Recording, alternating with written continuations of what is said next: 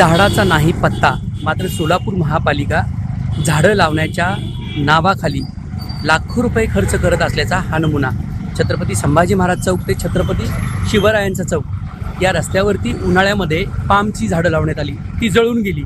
त्यानंतर त्याला बांबूचा आधार देऊन ती जगवण्याचा प्रयत्न केला, तीही राहिली नाहीत. आता या ठिकाणी जाळीचं स्ट्रक्चर उभा करून ही झाडं लावण्याचा प्रयत्न केला जात आहे. आपल्या सगळ्यांना कल्पना आहे की पावसाळ्यामध्ये जास्तीत जास्त शहरात झाडं लावली पाहिजेत, मात्र या ठिकाणी आपल्याला लक्षात येईल सर्व प्रकारची झाडं जळून गेलेली आहेत. याचा यस न्यूज मराठीनं अहवाल प्रसिद्ध केल्यानंतर महापालिकेनं डब्ल्यूआयटी सांगली यांच्याकडून याची तपासणी देखील करून घेतली.